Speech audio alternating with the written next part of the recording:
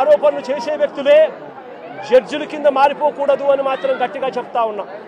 ఆరోపణలు చేయడం మీద ఆరోపణలు మీరు చేసినప్పుడు జడ్జిలుగా ఉన్న కోర్టులు ఇరువైపులా వాదనలు విన్న తర్వాత ఎవరిది అన్యాయము ఎవరిది న్యాయము అని చెప్పి వాళ్ళు కోర్టుల్లో తీర్పులు ఇస్తారు.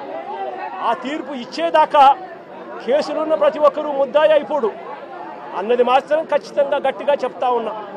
అలా కేసులు గతంలో ఉన్నాయి అని చెప్పి ఒక కారణం చూపించి నడి రోడ్డు మీద తీసుకొని వచ్చి నడి రోడ్డు మీద వాళ్ళ కుటుంబాన్ని వాళ్ళ పరువు ప్రతిష్టలను వాళ్ళందరినీ కూడా పరువు ప్రతిష్టలను మట్టి కలుపుతూ నడి రోడ్డు మీద వాళ్ళని కొట్టే అధికారం పోలీసులకు ఎవరిచ్చారు అని మాత్రం గట్టిగా ప్రశ్నిస్తూ అడుగుతా ఉన్నా.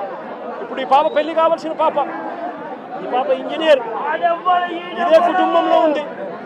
వీళ్ళ కుటుంబానికి సంబంధించిన పరువు ఎవరు తీసుకొని ఇస్తారు అని చెప్పి నేను అడుగుతా ఉన్నా. ఈ రకంగా వీళ్ళ కుటుంబాలతో ఆడుకోవడం ధర్మమేనా అని మాత్రం ఖచ్చితంగా అడుగుతా ఉన్నా. రాకేష్ చెల్లెలు engineer, Victor junior advocate, Victor చెల్లెలు కూడా ఇంజనీర్, విక్టర్ వాళ్ళ నాన్న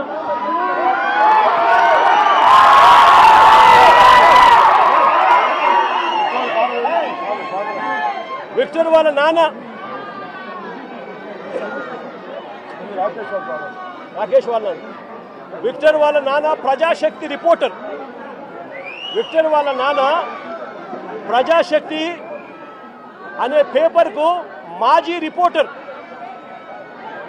అంటే ఒక మాజీ రిపోర్టర్ కొడుకు పరిస్థితి ఇది, ఒక మాజీ రిపోర్టర్ కొడుకు పరిస్థితి ఇది. రాకేష్ అనే పిల్లోడు అసలు ఇక్కడ లేడు, హైదరాబాద్లో ఉద్యోగం చేసుకుంటా ఉన్నాడు, జొమాటో అనే కంపెనీలో ఉద్యోగం చేసుకుంటా ఉన్నాడు. ఆ పిల్లాడు ఇక్కడికి వచ్చినప్పుడు జరిగిన ఘటనలో ఆ పిల్లాడిని బ్రాండింగ్ చేసి ఆ పిల్లాడి కుటుంబానికి పరువును కూడా తీస్తూ ఉన్నారు. ధర్మమేనా అన్నది ప్రతి ఒక్కరూ కూడా ఆలోచన చేయమని కోరుతా ఉన్నారు.